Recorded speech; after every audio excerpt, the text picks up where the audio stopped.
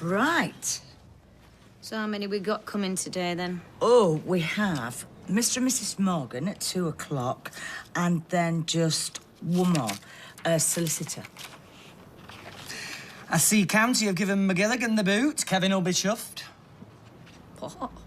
County, they've sacked the manager. He wore wellies on the touchline during a league game. Kevin was most displeased. Since when did you take any interest? I mean, mind you, he was hanging on by his fingertips. I absorb things. Stood out there all night. It's all Kevin and Tim talk about. Anyway, look, I'm not sure about this, you know. Neither Stevie locked himself in the bathroom for an hour this morning. Oh, he's been doing that since he was 12 years old. I have to say, I don't like it either. I mean, what's going to happen to my job? Well, I will still own my half. And we're not selling Steve's unless everyone is happy about it, OK? So what's the deal with this solicitor, then? Oh, Mr. Fox. He's acting on behalf of a newly formed company and they're interested in investment opportunities. What are they called? Oh, he did tell me. Travis something or other. Well, it might mean they're a bit more hands-off, I suppose. Look at the backside on that, eh? So, what was your favourite subject? Quite liked history, but mainly because...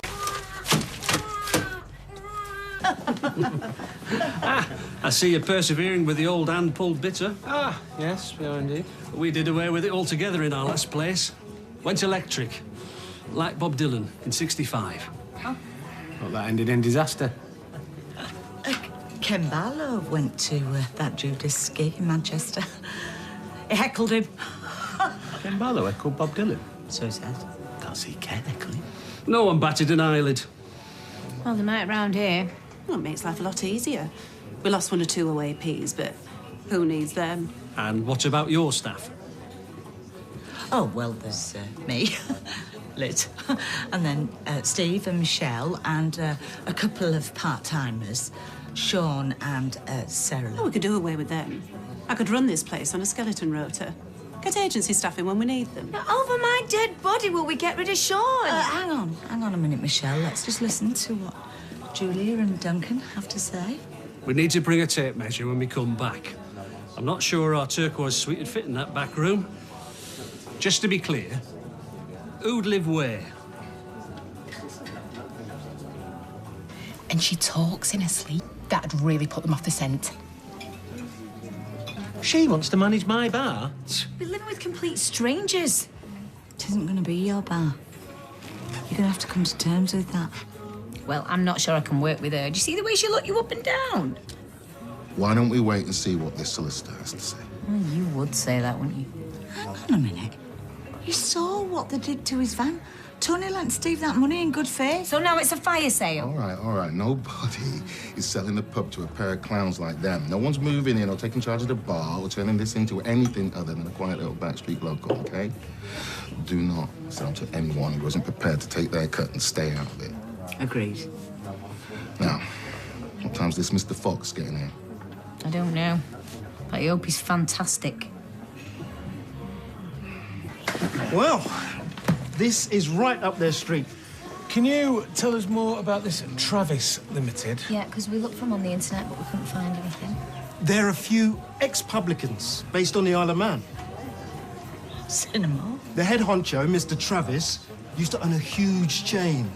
You see, that's what we're worried about. He sold it for a fortune. The point is, they care. They've seen the photos, and you turn a profit. So as long as they get a piece of that, you'll be a welcome addition to their portfolio. Portfolio? And they're paying with cash? Absolutely. Look, they've got the landlord's best interests at heart. Or landladies, for that matter. There is, of course, one crucial box left to tick. Michelle, why don't you pull Mr. Fox a pint? No, wait a minute.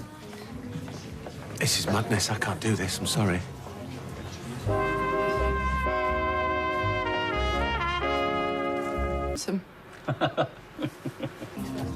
Say the word, Steve. If you want to kill the deal, I'll find another way. Steve knows what the score is, don't you? Looks like we've got a deal. I'll get the boys up to speed. Then hopefully we can apply ink to paper in the morning. Just to be clear, though, everything stays the same, yeah? Nobody wants to live here or work here or... You won't even hear from them. Everything comes through me. And I'm based in town, so if you ever need anything... Oh, great. McGilligan. Yeah, well, he had it coming. Anyway, Mr. Fox must have other business to conduct. Yeah. I'll leave you all to it then. Thanks again.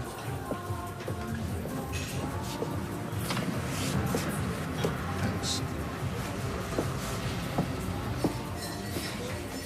Hey, you're doing the right thing. Yeah, I know, I just don't feel like it. Who's that? Well, Steve's selling his share of the pub, and that was the buyer's solicitor. Right, who's the buyer? Is there anything... I mean, nobody will know any difference. A punter walks through that door, who they're going to see? You, Steve McDonald, or Travis Limited? I just feel like I've been castrated. You haven't been castrated. It's a good thing, Steve. It's all good. How have you let this happen? Excuse me a sec. Oh, yeah. What do you think you're playing at? What I'm playing at? Why don't you engage your brain? I am going to engage my fist if you don't tell me what the hell's going on. Well, if you step outside... You are a liar, Tony. You said this would never happen. Just shut your mouth, okay? Do not say another word. About what?